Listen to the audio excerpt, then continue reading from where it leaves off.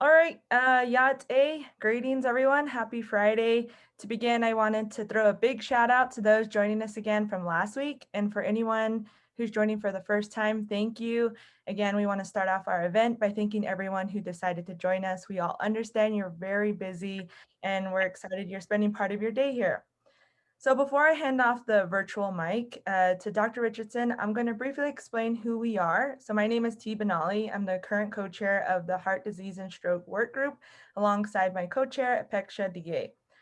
Sorry. Collectively, we are a work group who are an extension of the New Mexico Chronic Disease Prevention Council, and we partner with various organizations throughout the state with a similar passion and mission. So being that February is Heart Month, we wanted to offer a two-part virtual series. We kicked off last Friday, and now we're concluding with today's event. Today, we are in partnership with the American Heart Association and the University of New Mexico. As we continue forth with our extraordinary panel today, I'm going to first introduce our moderator as well as our first panelist of the day.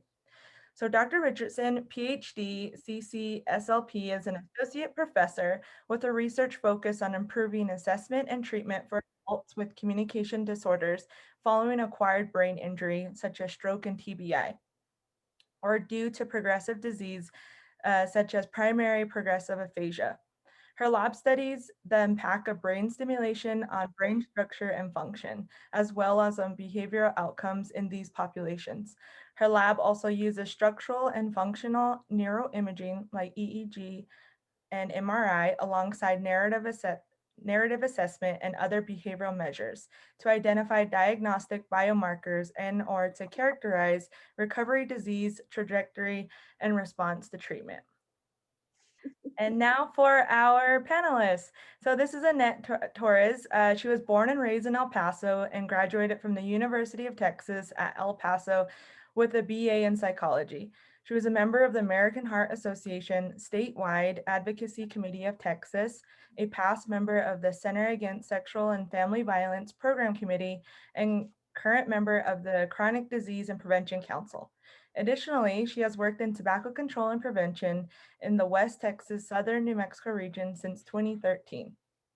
So without further ado, I'm going to toss it over to Dr. Richardson and Annette. And if anyone has any questions, please feel free to type in the chat. And thank you all again for your time. Great, thank you. And what a wonderful introduction to everyone.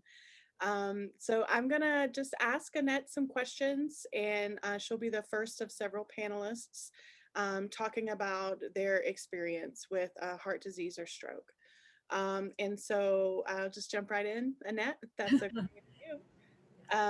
And T, I don't know if we wanna, yep, there you go, thank you. So just first question, what do you remember about your event, the heart attack or stroke? Can you tell us about the actual event? So I didn't realize I was having a stroke. My family and I had been learning all about at the time it was just FAST, not Be Fast, acronym to watch over my mother who had had a heart attack. And I mean, I remember that I felt sort of off balance, but that wasn't the B at the time that I knew of. And so I went about my day perfectly. I had a tobacco control network meeting that day. We had a sing along, and I mean, I just went through, and the sing along was awful, but I just remember like it was like nothing was happening. That's sort of my first memory. I'm so glad that you brought that up, and that'll give us the opportunity to share some resources, because the addition of the B to the FAST is very important, and also how women experience symptoms differently is also something important as well. So I'll be sharing some links in the chat for everyone about that. So thank you for that segue. Can you tell us what problems or any deficits that you experienced after your stroke? So two things. One, there's weakness in my right arm. I'm still going through, today is actually my last day of occupational therapy.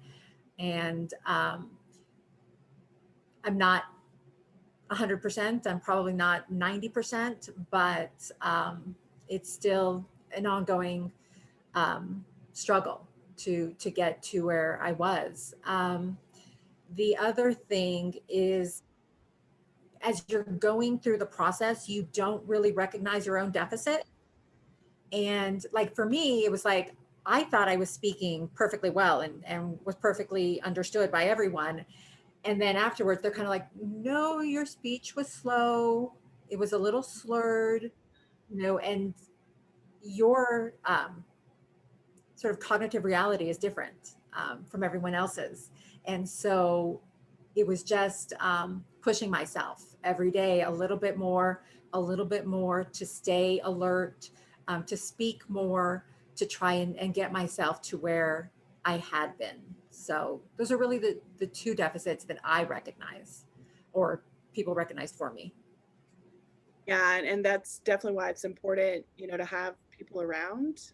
So there are obvious obstacles and barriers for people who live alone or, don't have close friends and family members. So that's an important point, I think, for community awareness. Mhm. So you mentioned OT. What can you tell us about your recovery? Maybe some specific things that you were working on, if you felt things were going fast, slow, things like that. Oh gosh. My physical therapy ended in December. Um, and everyone's telling me now, and I recognize it to some extent, that I'm walking faster. I jokingly say that I'm 3 years recovered from my running days. Like I don't run anymore, and but this was before my stroke. So it's like I stopped running, and I thought I was still walking fast, and now it's like I'm regaining that strength. So that's fantastic. Recovery is scary because you don't know when to push and when to hold back. You don't know, that they keep saying, pain is good and pain means you're recovering, but how much is good pain? How much is bad pain? Where is it coming from? That sorts of things. Everybody is different. Everyone recovers differently.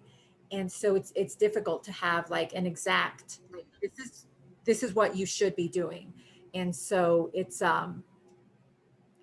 just a journey that you have to navigate, sort of depend on your own ideas, which is hampered by the fact that your brain doesn't work the same way that it did before. And my reality is not the same as fact. It's like my therapist keep telling me, you're just hypersensitive. Like I feel like every tendon, every muscle. And she's like, most people just sort of like feel only certain things. You feel everything, and that's different from what other people experience. And so it's just, yeah, getting a hold of that and trying to understand what your own body's experiencing. That is so great. I wrote down too some of what you said, especially about the scary part of it and the unknown.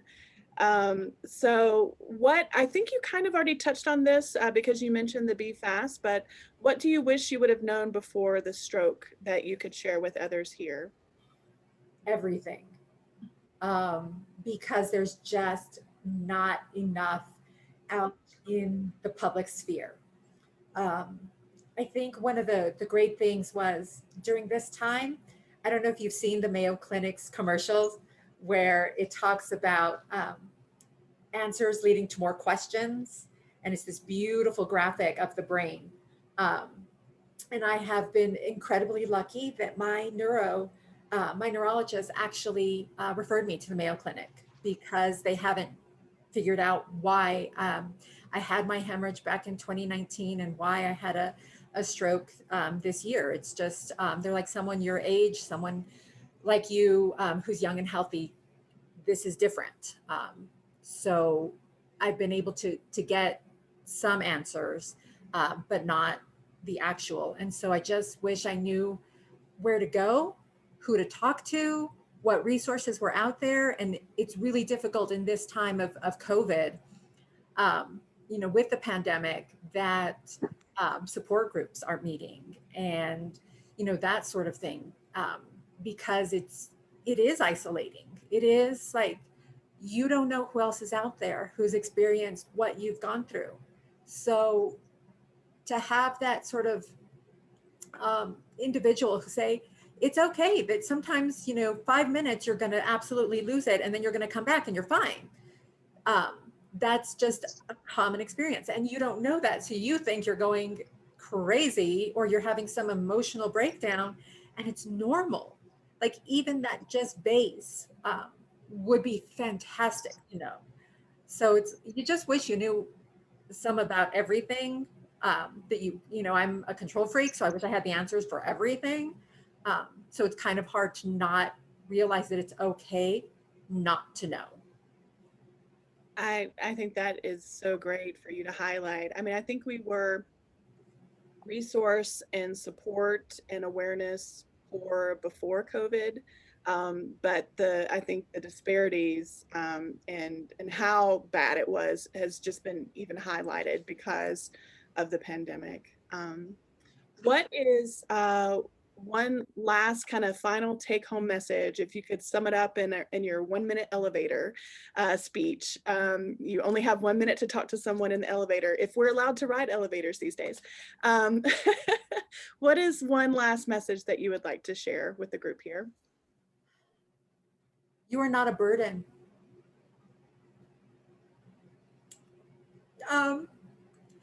People who reach out to you, who say, excuse me, that they want to help, mean it.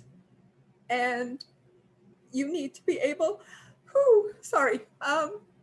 to accept that help, and to acknowledge that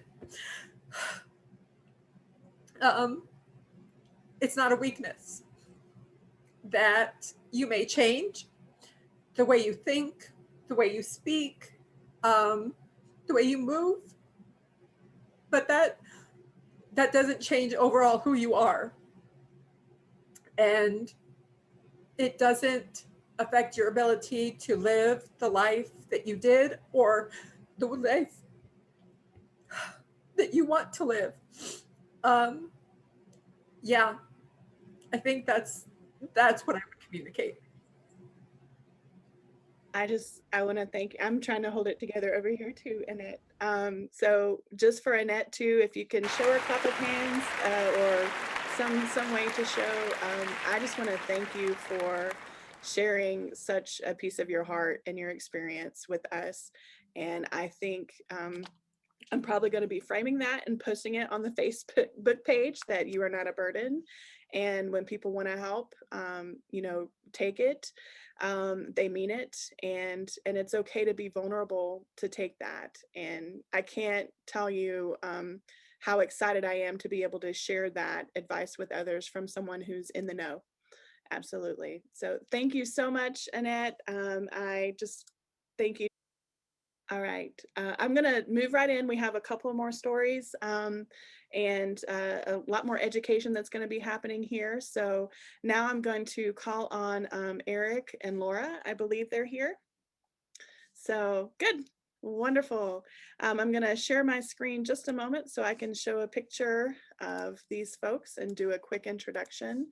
So we've just finished up chatting with Annette. And now we're going to chat with Eric and Laura Houghton. And here is a picture of Eric. He's a fire captain and a stroke survivor, and Laura is a nationally certified educator. And they're gonna stop by and talk to us a little bit about their experience as well. So I'd like to give you guys a moment just to say anything to introduce yourself before I jump into the questions. Hi guys, nice to be here. Thanks for having us, Jessica. Yes. Thank you. It's nice to have you here. Thank you. Good. All right, so I know you've told the story before, and I'll actually share a link. Eric and Laura have been on TV before talking about his experience, and I'll put that link to that YouTube video as well in the chat. But just jumping right in, can you tell us what you remember about your stroke, before your stroke, and having your stroke? I don't remember before the stroke. We had a fire training that night, and I was talking to my volunteers, and they saw me collapse. And after that, I couldn't remember anything. And the first thing I remember when they transported me to Presbyterian, I had my lieutenant and my paramedic in the back of the rig, and I saw the my paramedic, and then after that, nothing I can remember.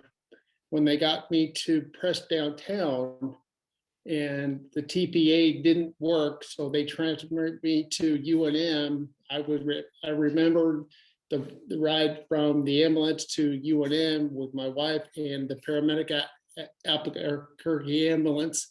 And then after that, nothing. And then I woke up the next morning in the ICU, and my deputy chief was with me in my hospital room at the ICU.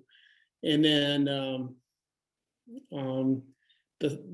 I was walking and talking 24 hours after my first stroke. The second stroke happened 6 days later.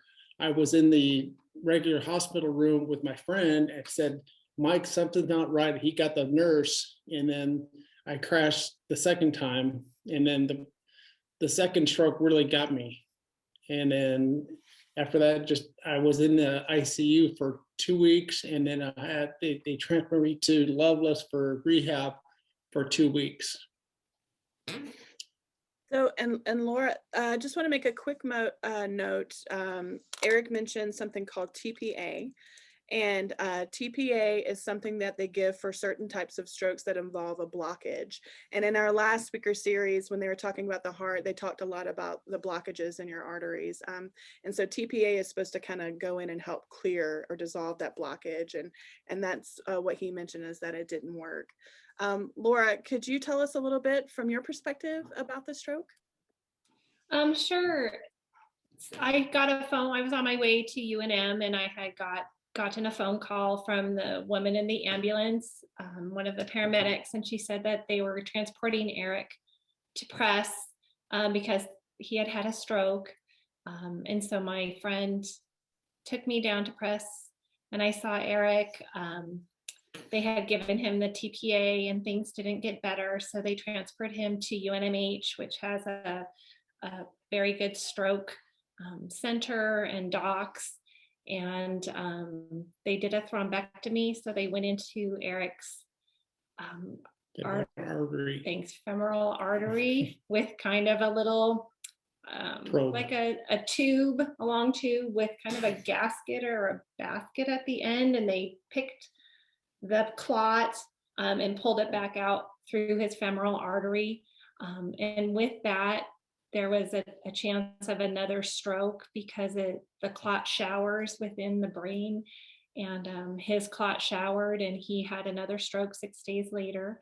And he was unable to speak, walk. He was paralyzed on the right side.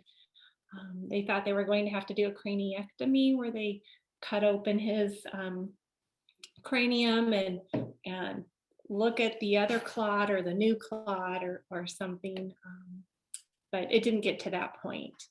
But Eric was very near death. He pulled through though because of his wonderful doctors at UNMH, and he has had great therapy for about 4.5 years, thanks to Loveless and Jessica and her students, and the community of Albuquerque has been very supportive for us and has helped Eric get to the point where he is today. He was a civil engineer. That was his full-time job. He was a volunteer firefighter and still is a volunteer firefighter with some reduced duties, but he is disabled now and he doesn't work. He's not able to work. The stroke affected his reading, writing, and speaking. I was just going to ask you about, because you mentioned that the second stroke hit you harder.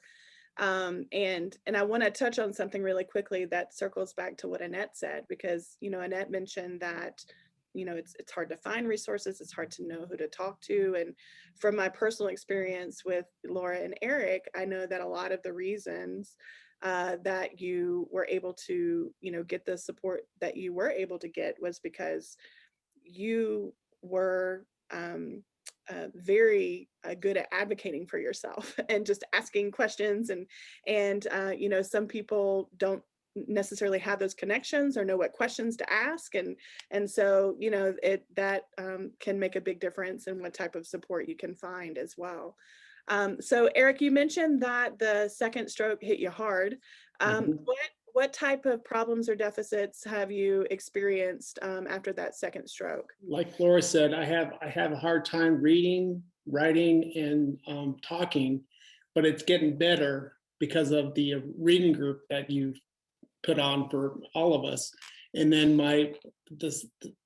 both strokes, my right side was completely paralyzed, and I have deficit in my right hand because my fingers are numb. And then sometimes I was running about 40 miles a week, and I'm not running right now because I didn't know if a stroke could happen again when I was running, and my right leg is shuffling and weak. So you have some leftover kind of sensory and motor issues, but also some language issues as well. And, I think the thing that's important here, and, Annette may want to weigh in too, is that a lot of those are kind of invisible disabilities, because if someone were just looking at you, they can't tell that something's wrong with your arm, and you look to be walking fine, and they don't know that you're having a hard time reading or writing or sometimes talking. How do you feel about that experience of having an invisible disability? And Annette, if after Eric and comments, if you'd like to comment too, I'd love to hear that. It's hard because when you see me on the street, you don't know I have a disability. And when I'm speaking, it's getting better, but everybody knows that I have, my friends and my family knows that I have my aphasia. But sometimes if I'm maybe I'm at the store and I have a hard time talking, I said, I have aphasia, so bear with me, I have a hard time talking.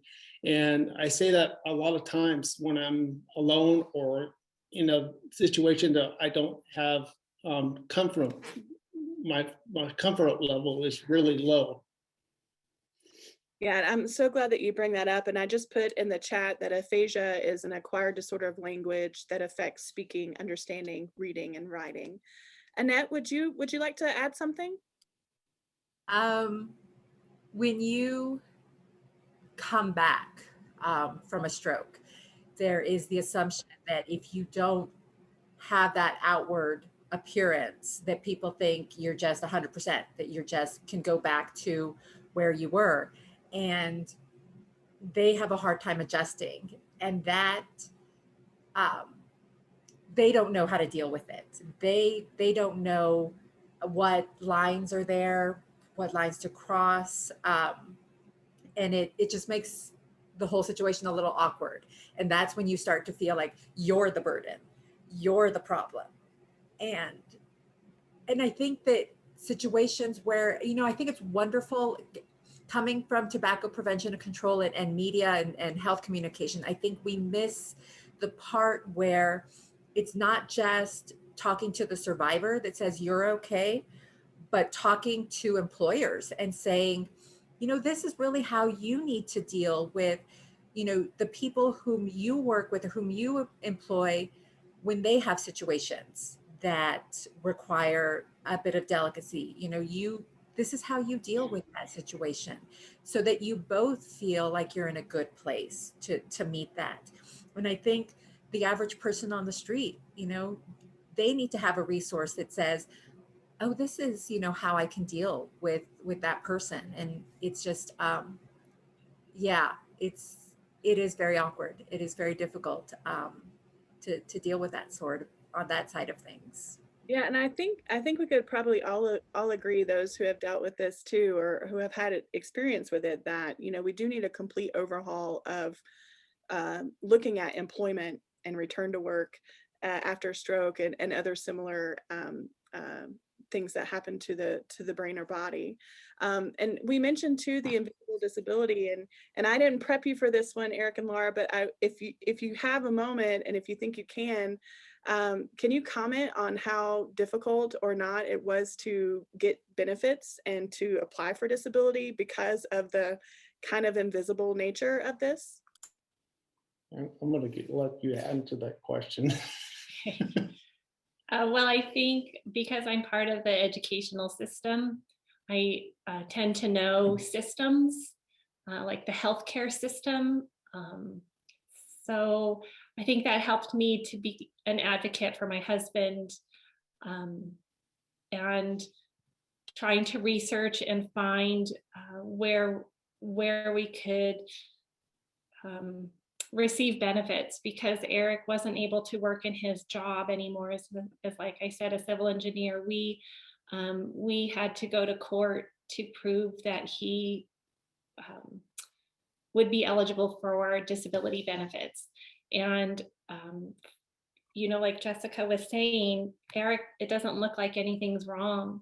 It looks, he looks like a normal person just walking down the street, but we did have to go in front of a judge. We were denied disability two times, and then we went before a judge with a lawyer, and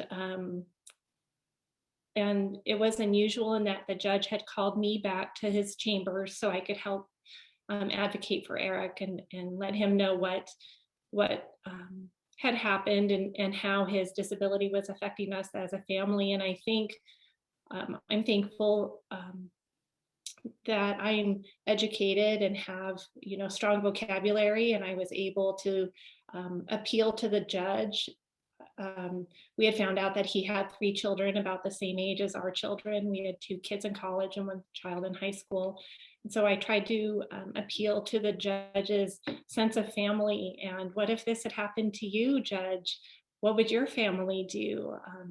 And even though disability from the government isn't comparable to what Eric had received in his job, at least it was something to help us. Or if something happened to me, then Eric would have the finances to live and feed himself and buy groceries and that kind of thing. So I think I know that Eric couldn't have advocated for himself, and he would not be able to advocate for himself today.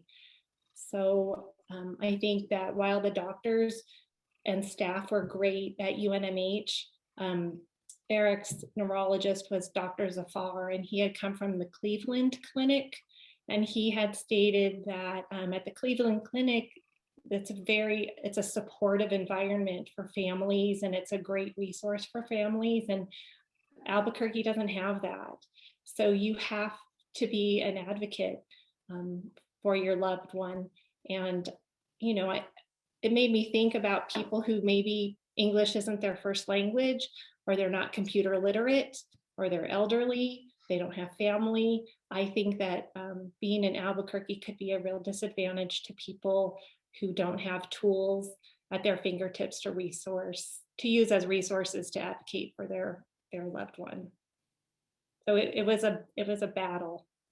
Yeah, and I'm so glad you brought that up, because you played a huge role in that, and again, some people aren't that lucky or blessed. And I think with the revival of this group and with some other efforts that are on the ground, not just for heart disease, but definitely for stroke, there are people who are really working on, improving that community and that support. what do you wish you would have known before the stroke or before rehab that you could share with others? That's a tough question. I wouldn't wish this on my worst enemy with a stroke. It's hard. You don't know. You can't prepare for what's going to happen after your stroke. But just taking it day by day, that's all I can say to other people that have their strokes. And what about you, Laura?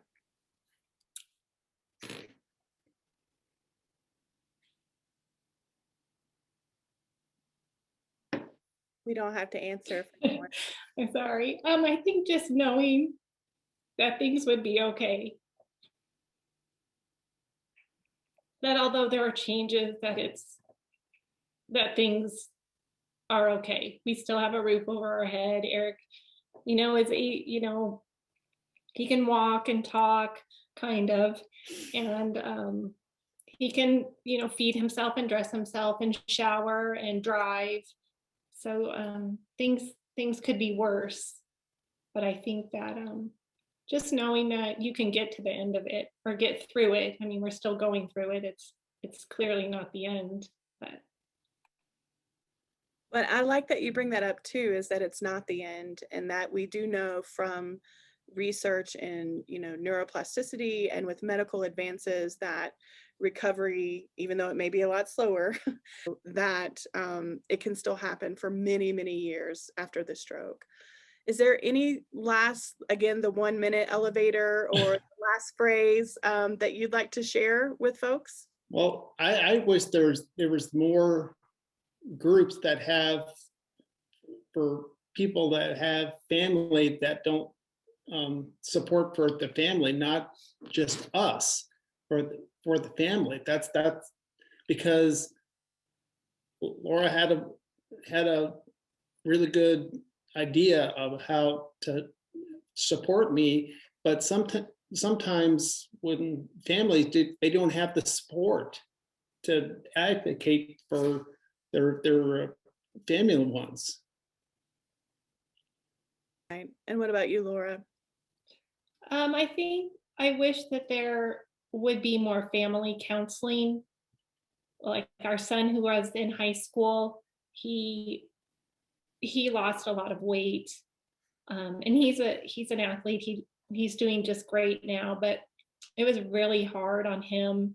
And I wish that there were maybe not groups, because I'm not one to really talk in a group, but more kind of supportive counseling for the changes that happen. Because when you're married to somebody who was not disabled and then becomes disabled, your relationship changes, your finances change, your way of living changes, your relationship with your children changes.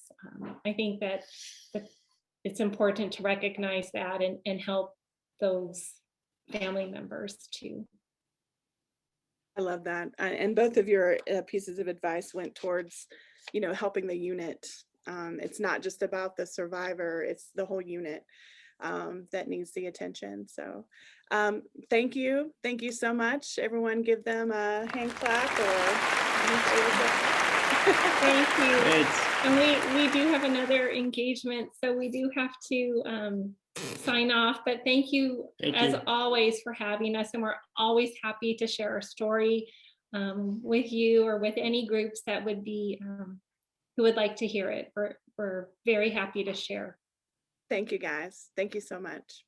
Thanks, Dr. Richardson. Have a nice weekend, guys. Bye-bye. All right, so I will introduce, now that we're all kind of a little wet in the eyes after those two great talks, I'm going to introduce Luz Jaramillo. I'm going to show her beautiful face. So Luz, if I'm correct, I believe you had your stroke is back in 2002. Is that right? So you're quite a few years after your stroke. So I'm going to let you just introduce yourself if you'd like to say something else about you, and then I'll jump right into the questions. Okay. when I had my stroke, it was on Labor Day in 2002. And I remember I had a headache and I felt confused. My husband noticed that my eyes were different. And thank God that he noticed that, or he knew how to notice that, because then he acted on it and called an ambulance. And after I told him that I felt I had a headache and I was tired, he told me to go rest, and I do not remember anything at all. I went blank. Wow. I even asked him what happened next, and he didn't want to tell me. He said, "You don't want to know." And I guess he took it to his grave. He called the ambulance and I was taken to the hospital. I was told later that I recognized my brother-in-law that came in from Texas with my sister. And I don't remember a bit, nothing, not till I woke up. And that was like 2 or 3 days later. So in some ways, it might be good that you don't remember some of those things. That's what they told me. Gotcha. Yeah. Gotcha. So what problems or obstacles or deficits have you experienced after stroke? If they're physical or cognitive or communication, can you tell us a little bit about that? I've had limitations with my whole left side. I have little strength on my left hand and left leg. And since I had polio when I was 2 years old, from my waist down, and my most affected side was the right leg. Sometimes it feels like I have no strength for walking because the stroke affected the left and the polio affected more the right. On the deficits, I also found myself having a hard time dealing with anything that was related with numbers. Like times, I would schedule the sunband at the same time that it was my appointment. And, or with money, I would get all confused. I had to write it on paper. And to the day, doing numbers in my head is not like very easy. It's very, very difficult. In communication at the beginning, it was difficult, and my family and friends knew that I would speak slowly, very slowly, and they could recognize the difference from who I was before.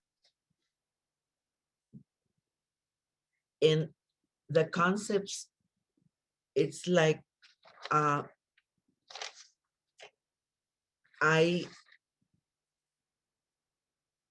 didn't have a, and to this day, I don't have like the connection. Like I may know that, for instance, I have an appointment, but I don't connect it with the fact that somebody else tells me, let's go for an ice cream. And I say, oh, let's go. and I have an appointment. And I'm like, oh, I double book myself. Yeah, yeah.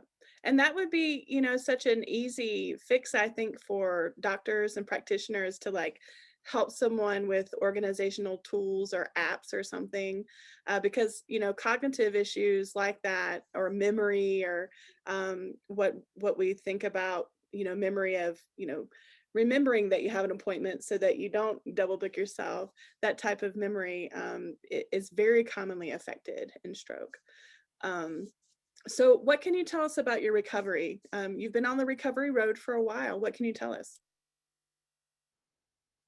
I remember that when I was going to physical therapy, it was a challenge for my husband to deal with our finances. And so the physical therapist told me to just keep going and keep going, to do as much as I could and to always practice safety. And that's what I've done ever since, because now I'm gonna be the crybaby on it. My husband passed in 2005 and I had the stroke in 2002. So I was left with two daughters. When I had the stroke, one was 4 and the other one was 10.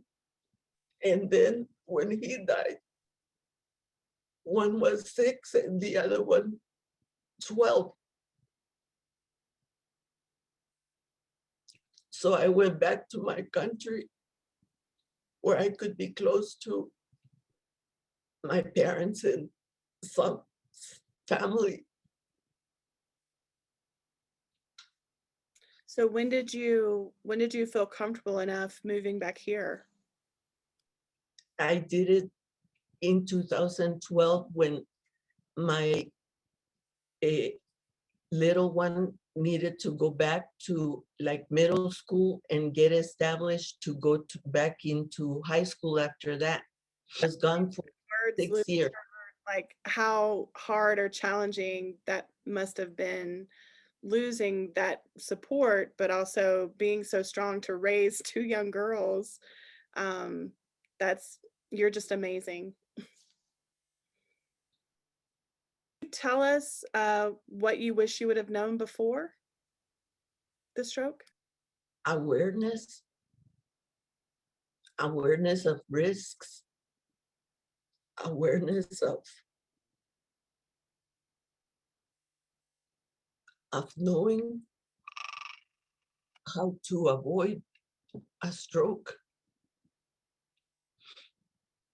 And what I had was an AVM, so it was a genetic thing. So, and that's interesting that you bring that up too, because I mean, most people don't know that If I would have known, disaster happens. And I put it in the chat, that's an arteriovenous malformation.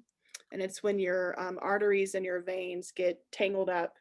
And so they don't function as well as they should. And they're also very vulnerable to events that can make them burst open.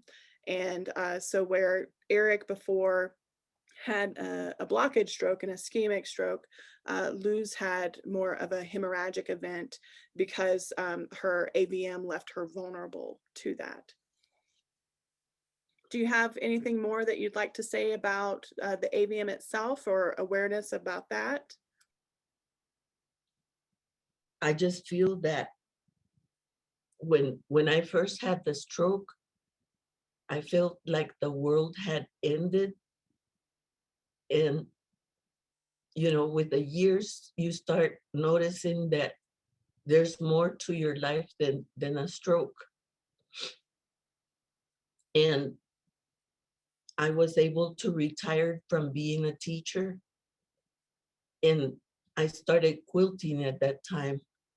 And when I came back from El Salvador, I became part of the choir at church and choir at UNM.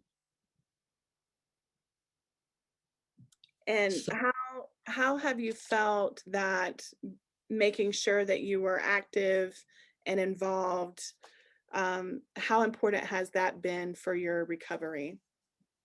that has been great because it has kept me afloat to keep my positivity that we're gonna make it. I told my mom that when I had the stroke, I felt I wanted to die, or when my husband died. And then I told her that I had asked God for 20 years just to raise them. And then when it was getting close to the 20 years, she said, and now what? I said, I asked for another 20 years. I want to see how they do. Well, I know having known you since I've landed here in Albuquerque, I am so glad and blessed to know you. And I'm so glad that you keep asking for those years, because you are an inspiration and you're a blessing to everyone around you. Sorry. Woo. I just want to thank all the folks that I've chatted with, if I can keep it together to thank folks before I turn the virtual mic over. Thank you, Annette. You're amazing. And I see that people have been writing wonderful things to you guys in the chat. And Annette actually said to Luz that your strength inspires her. And also, if you guys would like to be put in touch with each other, just email me. I'm happy to help to continue to create these networks. But thank you so much. I am going to turn it over, I think, to Joshua, who is then going to introduce his survivor of heart disease or stroke. And so we can learn a lot more about the lived experience of the event itself, but also what happens after, which doesn't get enough attention, doesn't get enough support in our communities, and we can do better. And hopefully with this group, we'll start to do that. Thank you. Thank you, Luz.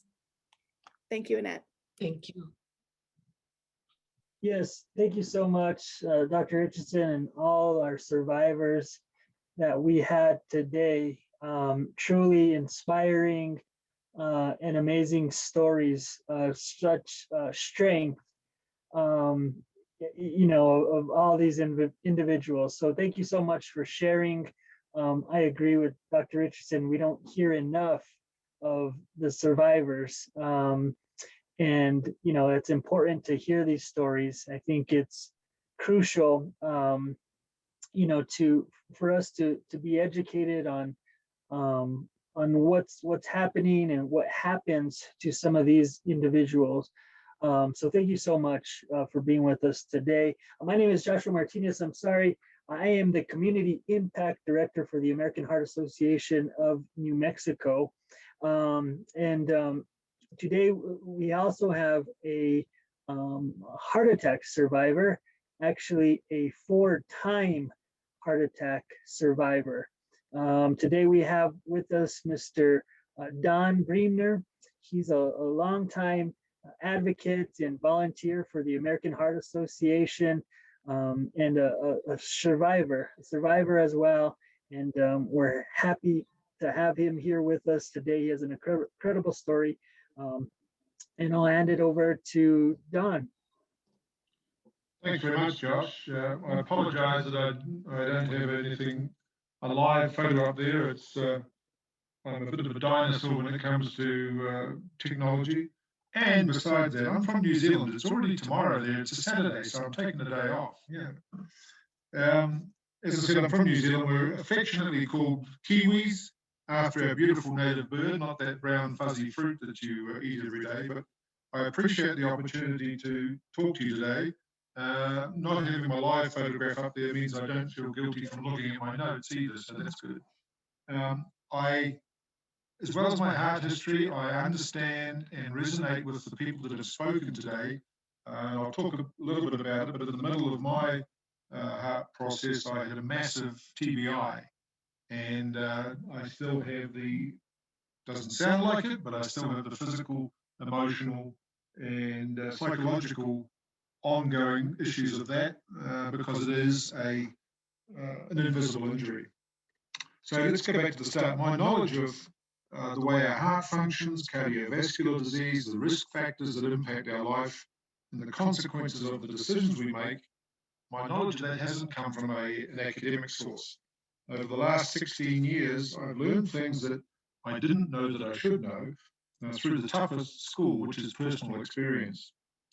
4 years ago, after hearing my heart history, a cardiologist said, "Don, you should not have survived those 3 heart attacks." On the 28th of July last year, I had my 4th event. For the past 5 years, I have carried around with me a thoracic aortic aneurysm, knowing that a rupture can be life-threatening. The little guy has stayed little and hasn't required surgical intervention, so it hasn't been an issue for me. On that intro thing, I should just explain, it had the American Heart Association. It also said things on the wall. You're thinking, what is that? That is the business that I have. I'm a mural artist for the last 6 years, and I paint colourful murals on the wall, the empty walls in people's backyards, bringing colour and character. And the mission that I asked God for 6.5 years ago is to bring joy to people. In the midst of that, it's an emotional uplift. So today I enjoy hiking 7 or 8 miles, 2 or 3 hours in the Southeast Mountains. I swim up to a mile regularly at the gym and stay active in my business, but I'm always more finely tuned with listening to my body, and when it tells me, I put my feet up and just chill out. The AHA mission, as you probably know, is to be a relentless force for longer, healthier lives, and surviving 4 near-death heart experiences has given me a passion to reach out to others. A high percentage of heart disease is preventable, and you can enjoy a quality of life. Not if, but when you visit your doctor, know your risk factors, your numbers, etc. Do what the doctor says and act accordingly. Heart disease, of course, is also the #1 killer in America, as it is in New Zealand for me. But for many people, maybe you, the heart is kind of out of sight, out of mind. It just beats away every day doing its thing. Well, that's great, but here's what its thing is. Your heart, about 8 ounces for women, 10 ounces for men, regardless of where you are on the couch potato to pro athlete spectrum, is the hardest working muscle in your body. It beats on average 100,000 times a day, around about 30,000 of those while you are sound asleep. That's around 36 million beats a year. Its main function is to pump oxygen-rich blood with nutrients throughout your body, keeping your vital organs in good working order. So this allows you to do what you do every day. Get out of bed, exercise, work, cook, relax, help your kids, love on your grandkids, enjoy your favourite pastimes. Now you might be thinking, because I said it was the hardest working muscle in your body, but the visual, I have my hand on my carotid artery in my neck at the moment, but when I check my heart rate, it just feels like a little blimp. Well, check this. If we stretched out our vascular system, veins, capillaries, and arteries that carry blood through our body, it would be 60,000 miles long. That's 2.5 times around the Earth. This fist-sized powerhouse in your chest pumps 5 to 6 quarts of blood every minute, about 2,000 gallons of your blood every day. And so this is fascinating to me that our blood travels 12,000 miles a day within our body. That's 4 times across America. Not bad for an 8 to 10 ounce pump that often we just don't take a lot of time to understand. On top of my lack of knowledge years ago, I had a very strong, it won't happen to me attitude. Now, isn't it so easy to compare ourselves to family or friends or see ourselves as fitter, stronger, healthier, whatever? And I'm the past president of that club. I lost my dad when I was 13, and he died from his 3rd heart attack at 59.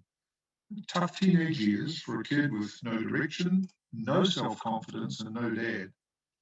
The ripple effect, as we've already talked about today, in a family where a person dies is far-reaching and often painful. In my 20s, I was running long distance, half marathons, and a couple of marathons, playing competitive squash, lean, healthy, non-smoker. Of course, I enjoyed chocolate, ice cream, and a few beers along the way. But overall, these were logical reasons why it wouldn't happen to me, right? So jump forward to 2004. We're living in Gilbert, Arizona, and still very active. An hour after a hard-fought game on the squash court, I'm sweating, feel nauseous, threw up a few times, thinking, what have I eaten?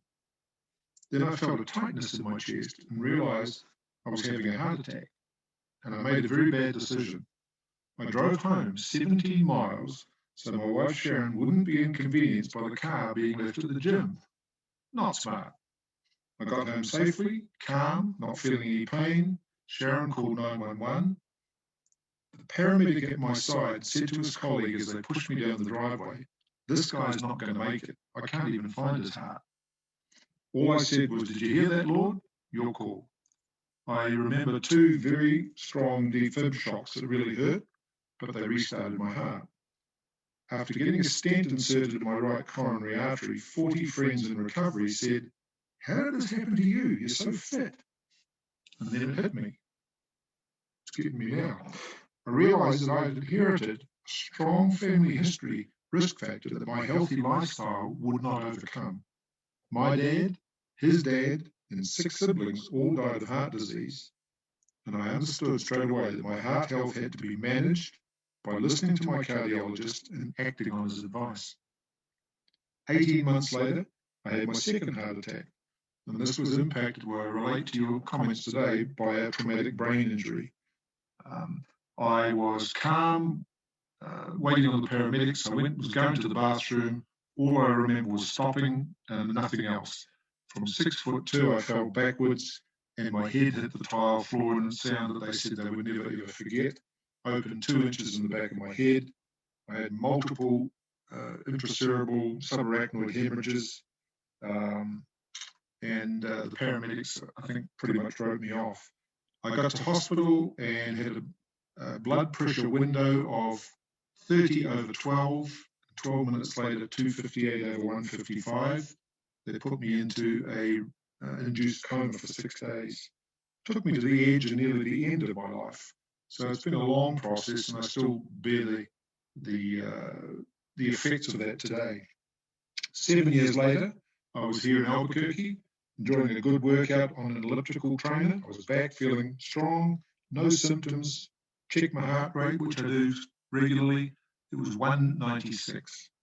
My left artery had a major blockage, and my 3rd stent was inserted. Thanks to that. But that's okay. 8 years later, just 28 July last year, I swam a mile at the gym early in the morning, was active through the day, felt a heaviness in my chest around 4 o'clock. A quick glance in the mirror showed I was sweating and my face was very, very pale. We acted quickly, called 911, and the fire guys, paramedics, were in my bedroom within 5 or 6 minutes. They determined that I had a STEMI, which is the worst kind of heart attack, 100% blockage, relayed the full information to the heart hospital and rushed me there. Fully prepared, a cardiologist met us when the ambulance arrived, and within 2 hours from the 911, I was in recovery with a stent inserted there. Time, as you know, is so critical with heart disease, even more so with stroke. I've talked about the amazing functions of our heart, so it's appropriate to briefly mention the risk factors that will work against our heart operating at optimal level. And they include, as I see it, 3 levels: visible, medical, and invisible. Visible, of course, is your weight, age, eating habits, ethnicity, gender, physical health, and smoking. Medical issues are diabetes, stress, cholesterol, high blood pressure or hypertension, which Dr. Taylor talked about last week. And it's interesting that this is called the silent killer, because it really is an invisible issue as well. But the invisibility is so important for me, was it's very powerful and often underestimated, is family history or genetic history. So I encourage people, when you visit your doctor for an annual checkup, ask questions and get more information on risk factors. And by the way, when the doctor says it's an annual checkup, it doesn't mean to say you've got 11 months to do it. If each of us looked at the calendar when we had our last checkup and worked 12 months since that one, we're probably overdue for another one. So no excuses on that. A couple of things I wanted to talk about. Like many people, I have stents in my arteries, and people don't understand that necessarily. A coronary artery stent is a YMS tube that is permanent. They're coated in medicine that prevents scar tissue from growing into the artery. An interventional cardiologist, not the one you're communicating with, makes a small cut in a blood vessel in your groin or arm. The stent is inserted into a clogged artery with a balloon catheter. Balloon is inflated, and the stent expands and locks in place. And this holds the artery open to flow blood, and over time it becomes part of the artery wall. I'd had 3 insertions through my groin. This last one last year was through my wrist. The procedure can take 30 to 60 minutes. It is minimally invasive. It doesn't leave a scar. Mine went in through my wrist. 4 days later, I couldn't even see the tiny little cut that he had inserted. 2 very important points from my story. If you have symptoms at any level at all, do not drive yourself. Have your spouse, your best mate, or anyone else drive you to the hospital. You cannot manage your own unknown condition, and you can potentially put yours and others' lives in jeopardy. So stay at home, stop your car, call for help if you're in a public place, and call 911. Do not wait to see if the pain goes away. Fire, rescue, and ambulance paramedics are trained explicitly to determine your condition very quickly, to use short-term measures to keep you alive wherever you are, and communicate your condition to the hospital so they're well prepped for your arrival. And the other one is, I've had discussions with people about this, but don't make decisions on your own personal health based on what you read on the internet. For example, people say, or uninformed opinions say, well, you shouldn't take statins, they can cause damage. Well, but statins reduce bad LDL cholesterol, they lower the risk of heart attack and stroke by reducing inflammation.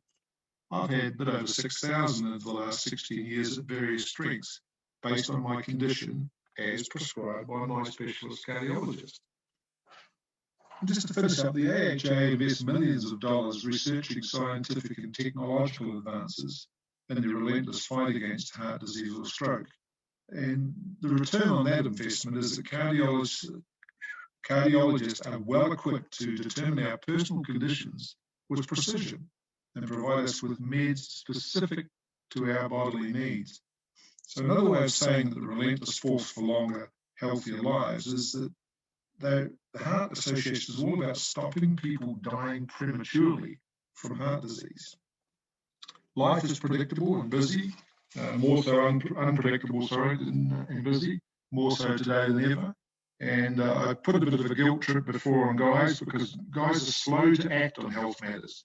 We find other priorities, we make excuses, and we just procrastinate. But I encourage you not to take time, but make time for an annual checkup. Visit your doctor, know your numbers, and act on their advice. And as I've found, a high percentage of heart disease is preventable, but it is also manageable when you act quickly, responsibly, remembering what's at stake: your life, your family, that dog you love, people close to you who usually want you to be around in their life. So I encourage you to be healthy and talk to friends about this issue who you think need to know about it. That's my story. I'm open to questions, but thank you for listening to me.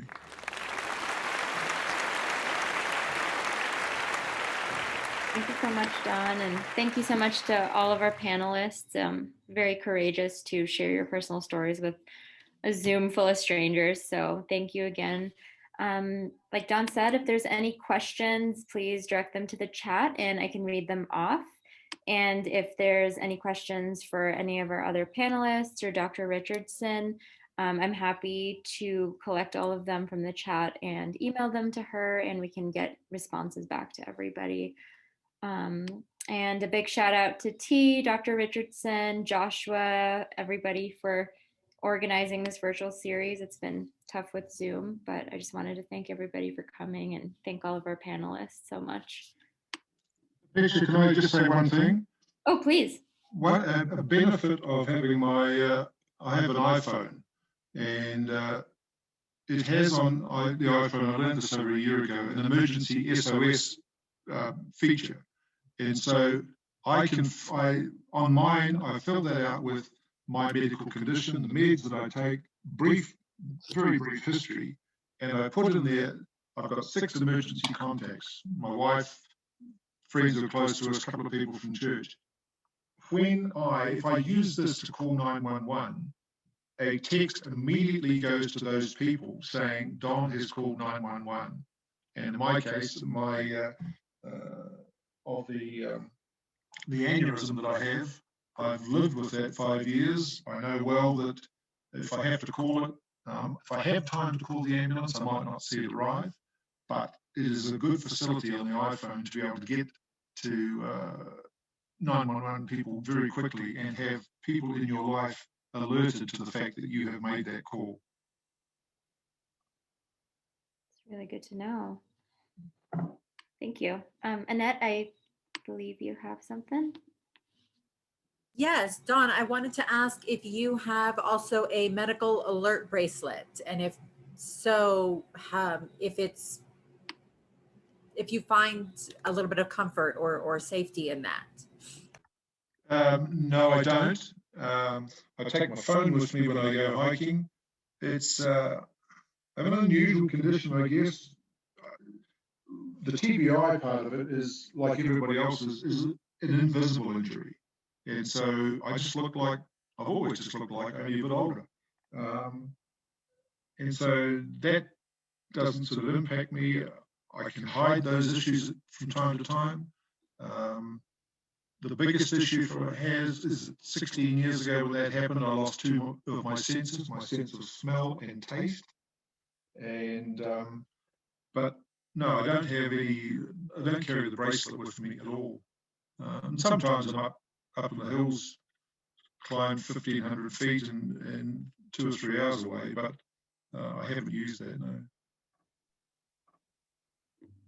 Great, thank you so much. That's all I have. Any questions in the chat, like you said, and I hope everyone has a great day. Thank you to everybody again. Thank you as well. Thank you.